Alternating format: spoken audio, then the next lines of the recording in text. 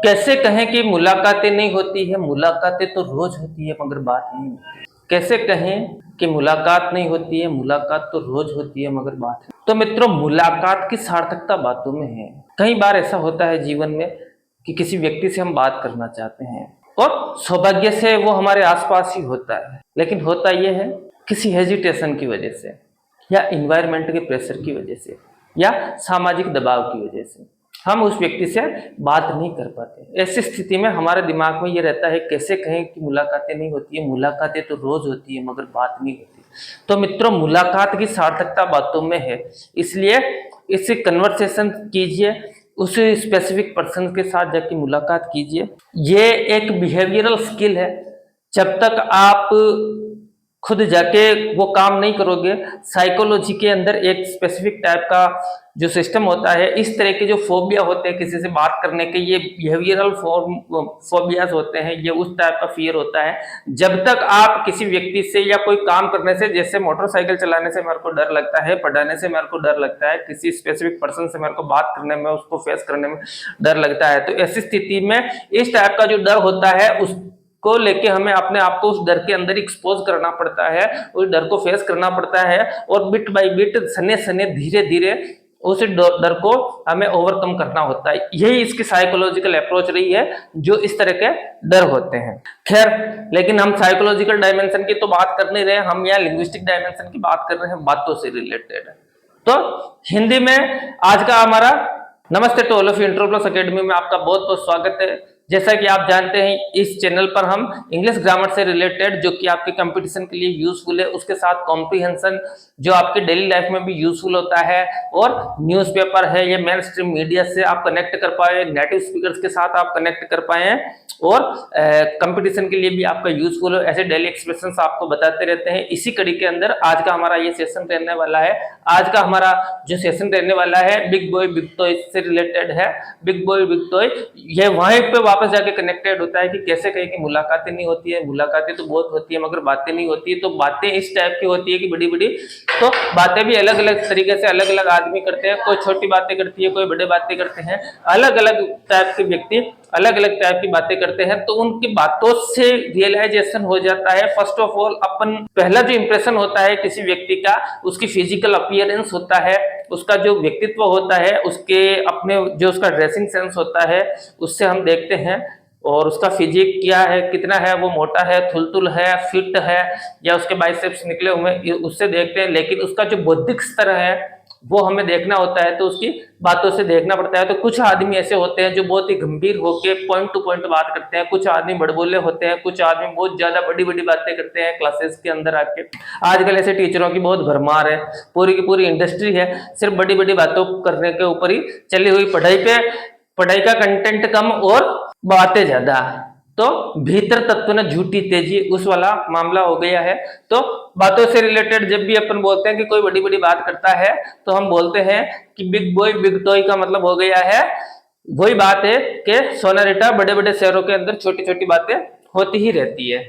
तो अगर आपको कोई भी एक्सप्रेशन बोलना हो कि बड़े लोग हैं बड़ी बातें कर रहे हैं, या बड़े लोगों की बड़ी बातें हैं, बड़े लोग बड़ी बातें, इसके लिए जिस इंग्लिश से अपन फ्रेज का आइडियम का प्रयोग करते हैं वो होगा कि बिग बॉय बिग टॉय। अरे यार, उन लोगों के बारे में क्या कहें, वो तो big boy big toy, they are a subject of big boy big toy की भी वो तो बड़ी बातें करते हैं। कितने ही आदमी ऐसे होते हैं जो आदतन झूठ बोलते हैं, आदतन अपराधी होते हैं, या कंपल्सिव लायर्स जिसको अपन अंग्रेजी में बोल सकते हैं, कि उनको एक कंपल्सन डेवलप हो जाता है, या एक आदत डेवलप हो जाती है, हैबिट डेवलप हो जाती है कि वो आदत से मजबूर होकर झूठ बोलते हैं। लेकिन झूठ बोलने का कुछ ऐसी स्थिति भी बन सकती है कि डर के मारे झूठ बोले, जैसे आदत से झूठ बोलना, जानकारी का अभाव न होने से झूठ बोलना, या हमें खुद को ही मालूम नहीं है, अज्ञान है, उस स्थिति के अंदर झूठ बोल देते हैं।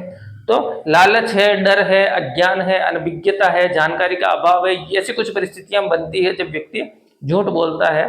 तो जब भी हम हिंदी में इस तरह के सेंटेंस बोलते हैं कि डर के मारे मैंने झूठ बोल दिया, तो उसके लिए जिस तरीके का अपन सेंटेंस बनाएंगे, I lied due to fear due to something. तो यहाँ पे एक चीज ध्यान रखना है कि ये लाई का सेकंड फॉर्म है, यानी लाई का LIE का लाई का मतलब क्या हो गया, लाई का मतलब हो गया झूठ बोलना, और इस लाई का सेकंड फॉर्म है, ये सेकंड फॉर्म जो है ये पास्ट इंडेफिनिट टेंस का है। इसलिए जो ये वर्ब है या क्रिया का जो ये रूप है सेंटेंस के टेंस के अकॉर्डिंग चेंज होता रहता है, लेकिन आगे की जो ये फ्रेज है ये हमेशा लगभग ऐसी ही बनी रहेगी। तो जब भी हम ऐसे बोलेंगे I lied due to fear, या मैं डर के मारे क्लास में गया, I attended the class due to fear of my English teacher. तो इस तरीके से आप आगे का कोई भी सेंटेंस अगर बनाना चाहे तो बना सकते हैं। लेकिन कितनी बार ऐसा होता है कि जैसे कुछ भी अनएक्सपेक्टेडली हमारे साथ मतलब इंसिडेंट हो जाती है, तो ऐसी स्थिति में बड़े बूढ़े बोलते हैं, जैसे कल ही मैंने यहाँ पे सुना कि हमारे नेशनल हाईवे पे पास के गांव में एक्सीडेंट हुआ है और 4 व्यक्तियों की मौत हो गई। उसके अंदर कार के अंदर थे जो मर गया, 3 व्यक्ति मर गए, और उधर से जो ट्रक वाला था ड्राइवर वो भी मर गया। हमारे पड़ोस की कोई आंटी जी वहां पे गई थी, और जब वो वापस आई यहाँ पे तो उन्होंने उसका बहुत ही विजुअलाइजिंग और क्या कहते हैं बहुत ही विविड डिस्क्रिप्शन दिया। तो अब उनके घर में ऐसी स्थिति होती है कि किसी की मृत्यु हो जाती है, किसी के साथ कोई एक्सीडेंट हो जाता है या मिस हैपनिंग हो जाती है, तो ऐसी स्थिति के अंदर बड़े बूढ़े या जो सो कॉल्ड ज्ञानीज होते हैं हमारी सोसाइटी के, वो आके हमें ज्ञान फैलते हैं कि अरे बेटा चलो कोई बात नहीं, ये तो विधि का विधान है, इस तरह की चीजें होती रहती है, शांति से काम लो, धीरज रखो। तो जब भी हम ये बोलते हैं फ्रेज की शांति से काम लो या धीरज रखो, तो ये अपन बोलते हैं कीप क्वाइट या कीप ट्रैंक्विलिटी। ट्रैंक्विलिटी का मतलब हो गया शांति या साइलेंस। तो उस तरीके से उसका लिटरल ट्रांसलेशन नहीं करेंगे अपन, उसका फिगरेटिव ट्रांसलेशन करेंगे। तो जब भी हम शांति की बात करते हैं कि शांति से काम लो या मतलब धीरज से बिहेव करो, धीरज से काम लो, तो उसके लिए जिस फ्रेज का अपन यूज करते हैं वो है play it cool. Play it cool का मतलब होता है, कूल का मतलब हो गया ठंडा, ठंडे का मतलब यहाँ पे लिटरली ठंडा नहीं है, यहाँ पे कूल का मतलब हो गया शांति से काम लो। लेकिन शांति से काम लेते नहीं है। ऐसी स्थिति के अंदर जहां पे इतना बड़ा कोई इंसिडेंट हुआ हो या लाइफ में कुछ ऐसा अनएक्सपेक्टेड मिल गया हो, चाहे वो पॉजिटिव हो चाहे नेगेटिव हो, तो हमारा माइंड उसके लिए पहले रीप्रोग्राम्ड होता नहीं है कि उस स्थिति के अंदर किस तरीके से बिहेव करें। जैसे कोई मिस हैपनिंग होगी तो हम तुरंत रोने लग जाते हैं, और जैसे ही हमें मालूम पड़ा है कि जैसे मेरा IIT के अंदर मेरा सिलेक्शन हो गया है, तो we instant get carried away by our feelings. तो वहां पे यह होता है कि कहीं पे हम अपनी भावनाओं में बह जाते हैं।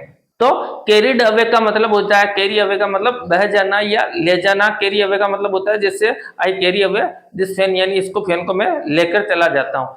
इसी तरह जब भी हम बोलते हैं कि लोग तुझे बहुत बहकाएंगे जमीन बेचने के लिए, ये प्रॉपर्टी बेच देने के लिए, ये काम कर देने के लिए, एग्जाम नहीं देने के लिए, ये धंधा नहीं करने के लिए, तो इस तरह का जो नॉइज है अब हमारे अंदर से तो चलता ही रहता है। अंदर से इसलिए चलता है क्योंकि हमारी प्रोग्रामिंग हुई होती है, तो हमारा सबकॉन्शियस माइंड अनकॉन्शियस माइंड से वो थॉट्स कंस्टेंटली वो क्या है प्रोजेक्ट करते रहते हैं, तो हमारे दिमाग में वो बड़बड़ चलती रहती है। और तो और बाहर से भी लोग हमें ये बोलते हैं कि तुम्हें ये करना चाहिए वो नहीं करना चाहिए, तो कितने बड़े बूढ़े अपने को वो एक ऐसा सजेशन देते हैं कि भाई किसी के बहकावे में आके कोई काम नहीं करना या किसी के बहकावे में मत आना। तो जब भी हम बोलते हैं किसी के बहकावे में नहीं आना, तो इसके लिए जिस फ्रेज का अपन यूज करेंगे वो है don't be led by others. Led by का मतलब होता है किसी चीज का नेतृत्व करना। नेतृत्व करने का मतलब ये हो गया किसी के आगे सरेंडर कर देना और उसको अपना नेता मान लेना कि ये तो मतलब आज से जितना भी डिसीजन लेना है या जो भी लॉजिकल क्रिटिकल थिंकिंग करनी है आपको करनी है, हम तो आपके फॉलोवर्स हैं, या आपने जो कह दिया वो फाइनल है। तो इस तरह की चीजें मतलब किसी दूसरे व्यक्ति को अपनी लाइफ का नेतृत्व नहीं दे देना है, या कोई आपको कुछ कहे तो उसके बहकावे में नहीं आना। तो नेतृत्व देने का या लेड करने का मतलब लीड की सेकंड फॉर्म है लेड। तो इस लेड का मतलब वो नहीं हो गया कि नेतृत्व वाला, नेतृत्व में नेतृत्व देने का मतलब यहाँ हो गया किसी को अपना कंट्रोल ऑथोरिटी, अपनी जो क्रिटिकल थिंकिंग की जो मतलब पावर है वो किसी को ट्रांसफर कर देना, किसी और को स्थानांतरित कर देना, उस तरह की चीजें नहीं होनी चाहिए। तो यहाँ पे जो लेड का मतलब है नेतृत्व वाला नहीं हो, यहाँ पे बहकावे में आने वाली चीज है तो उसके लिए यूज हो रहा है। तो don't be led by others, यानी दूसरों को ऐसी अनुमति नहीं दो कि वो तुम्हें लीड कर सके, तुम्हारा नेतृत्व कर सके, तुम्हें बहकावे में ला सके, तुम्हें धोखा दे सके। तो आई होप कि आप समझ पा रहे होंगे लेड बाय का मतलब क्या हो गया। तो ये लेड भी क्या है, सेकंड फॉर्म है लीड की। लेकिन अगला वाला जैसा अपना सेंटेंस स्ट्रक्चर रहेगा वो है छोटा मुंह बड़ी बात। जैसे मैं एक टीचर हूं यूट्यूब के ऊपर, और जैसे बहुत सारे टीचर हैं, हो सकता है उनके मिलियंस के अंदर फॉलोवर्स हो, या कहीं पे भी ऐसा होता है कि छोटा मुंह बड़ी बातें वो बहुत करते हैं, तुरंत सरकार को सजेशन दे देंगे कि सरकार को ऐसा कर लेना चाहिए, इस व्यवस्था को ऐसा कर लेना चाहिए, समाज को ऐसा कर लेना चाहिए, समाज में ये कुरीति है, वो कुरीति है, ये है, वो है। तो इस तरह के जो चीजें होती है उसके ऊपर वो अनसोलिसिटेड एडवाइस क्या कहते हैं, प्रोड्यूस करते रहते हैं, उत्सर्जन उसका करते रहते हैं। तो इस तरह की जो अनसोलिसिटेड एडवाइस होती है तो उसका एडवाइस का स्तर बहुत कम होता है कि हम सरकार को एडवाइस दे। सरकार के पास अपना खुद का एक सिस्टम है, उसके पास अपने पॉलिसी मेकर्स हैं, आईएएस ऑफिसर्स की उसके पास पूरी लॉबी है।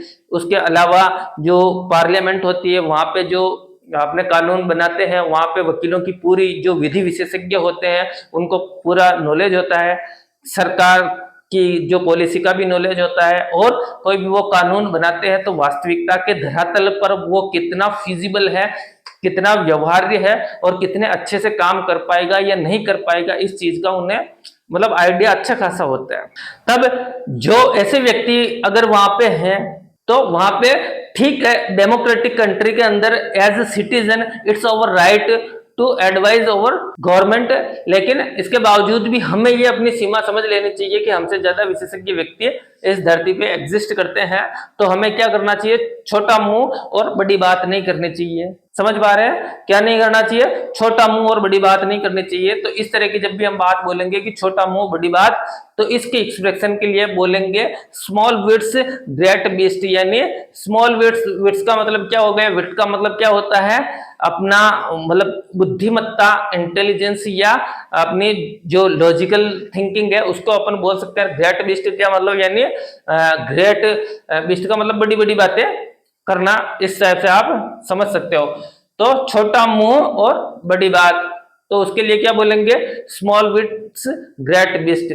जैसे मेरे सामने कोई आदमी आके गया कि मैंने 15 बार एमए किया है 15 सब्जेक्ट के अंदर, तो उसके जाने के बाद मेरा फ्रेंड सामने बैठा होगा, मैं बोलूंगा small wits great beast, it's small wits great beast, तो वो समझ जाएगा कि मैं किस विषय में बात कर रहा हूँ, छोटा मुंह बड़ी बात। अच्छा, अगला वाला है ममता से रिलेटेड, प्रेम से रिलेटेड।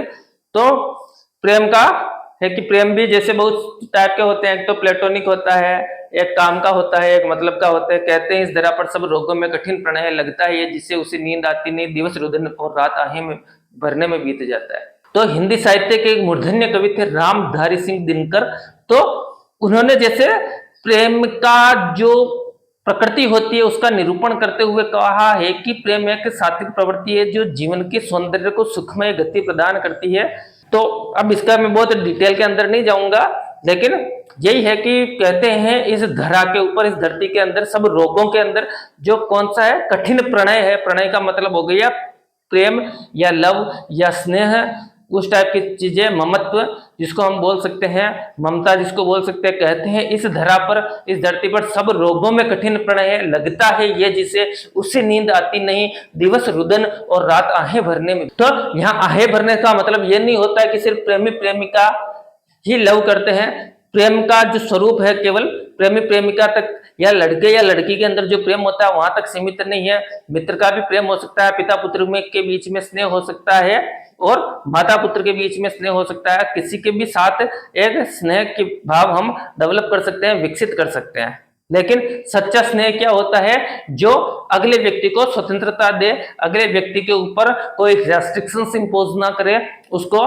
रेगुलेट करने की कोशिश ना करे, उसकी खुशी के अंदर अपनी खुशी को मतलब ढूंढे, और उसके बदले में कुछ नहीं चाहिए कि जैसे मैं तुमसे प्रेम करता हूं तो तुम भी मेरे को प्रेम करो, तब वो प्रेम होगा, वो सप्लीमेंट से कॉम्प्लीमेंट होगा। तो इस तरह से वो कॉम्प्लीमेंट्री नहीं होता है, वो अपने आप में कोई रिलेटिव नहीं है, वो अपने आप में एब्सोल्यूट है कि मैं आपसे प्रेम करता हूँ और आपकी खुशी के अंदर भले आप मेरे को नहीं चाहो तो भी मैं आपको चाहूंगा, मतलब बदले के अंदर मैं आपसे कुछ भी नहीं चाहूंगा। तो ऐसा ही एक प्रेम हमारे भारतीय समाज में तो एटलीस्ट होता ही है कि माँ का जो प्रेम होता है अपनी संतान के लिए, वो क्या होता है, एक प्लेटोनिक लव होता है। प्लेटोनिक का मतलब हो गया है जिसमें कोई वासना न हो, जिसमें कोई वापस प्रतिकार की भावना न हो, प्रतिफल की भावना न हो। वो ये गाना भी है, कहते हैं इस धरातल पे क्या बोलते हैं उसका, माँ जिसे जग कहे उसकी संतान में प्राण उसके रहे, वो वाला गाना है। एक फिल्म का नाम मैं रिकलेक्ट नहीं कर पा रहा हूँ कि कंधे पे बैठ के जिसने देखा जहाँ ज्ञान उनसे मिला, क्या बुरा क्या भला, वो वाला गाना है। तो कुल मिला के जो चीज मैं यहाँ पे स्थापित करने का प्रयास कर रहा हूं वो है कि माँ का जो प्रेम होता है निष्कलंक प्रेम होता है, उसमें किसी प्रतिफल की भावना नहीं होती है, इसलिए वो कुछ चाहती नहीं है बदले के अंदर। तो जब भी हम इस तरह का कोई सेंटेंस बनाएंगे कि मैं आपसे बदले में कुछ भी नहीं चाहता, बस सब्सक्राइब कर दीजिए, लेकिन यहाँ पे क्या है कि भी बोल तो रहा है कि भाई कुछ नहीं चाहता लेकिन सब्सक्राइब करवाना चाह रहा है, लेकिन जब माँ की कोई बात है कि एब्सोल्युटली कुछ भी नहीं चाहता है तो वो उसके लिए कैसे अपन बनाएंगे, mother demands nothing in return. Nothing in return यानी बदले में कुछ नहीं, समझ पा रहे हैं, डिमांड्स यानी मांगती है, mother demands nothing in return यानी मदर मांगती है कुछ नहीं, रिटर्न यानी बदले के अंदर। माँ होती है वो अपने प्रेम के बदले, अपने ममत्व के बदले, अपनी ममता के बदले क्या है, कुछ भी डिमांड नहीं करती। तो यहाँ पे ये क्या हो गया है, ये वर्ब की first form present indefinite tense है। और उसके बाद जिस चीज पे अपने को ध्यान देना, जो फ्रेज में आपको बताने की कोशिश कर रहा हूं वो है नथिंग इन रिटर्न, का मतलब हो गया है बदले में कुछ नहीं, ठीक है, बदले में कुछ नहीं। अगला वाला अपना जो है कि कोई बात नहीं, जीवन समय बड़ा बलवान है, जीवन में परिस्थितियां आती जाती रहती है, काल की गति बहुत ही न्यारी होती है और बड़ी अद्वितीय होती है, समय का कोई भरोसा नहीं, आज तुम्हारा है कल मेरा भी होगा, मेरे भी दिन आएंगे। तो जब भी हम इस तरह की बात करते हैं कि आज तो तुम्हारा है कल मेरा होगा, तो मैं आपको बताऊंगा लड़ाई झगड़े के अंदर प्रतिशोध की भावना में, रेवेंज में या इस तरह की कोई एक्टिविटी होती है तो उसमें जनरली हम इस तरह का बोलते हैं कि आज तेरा है कल मेरा होगा। तो उसके लिए जिस तरीके से का हम स्ट्रक्चर यूज करेंगे वो होगा इट्स योर डे टुडे। आज क्या है, इट्स योर डे टुडे यानी आज क्या है, योवर्स डे है यानी तुम्हारा दिन है, और it will be mine tomorrow यानी कल क्या होगा, माइन का मतलब हो गया मेरा, माई टुमारो नहीं होगा, माई टुमारो का मतलब मेरा टुमारो यानी पॉसेसिव एडजेक्टिव हो जाएगा वो, तो वो चीज गलत हो जाएगी। माइन क्या है, एक अपने आप में प्रोनाउन है, तो क्या यूज होगा, it's your day today, it will be mine tomorrow यानी आज तुम्हारा दिन है कल मेरा होगा, या डायरेक्टली छोटे शब्दों के अंदर बोले तो आज तेरा और कल मेरा। तो आज के ये कुछ एक्सप्रेशन रहे हैं, तो आशा करता हूं कि ये एक्सप्रेशन आपको डेली लाइफ में भी यूज में आएंगे। इसके साथ साथ इसके जो स्ट्रक्चर्स हैं वो आपको कहीं ना कहीं कॉम्प्रिहेंशन में भी मदद करेंगे।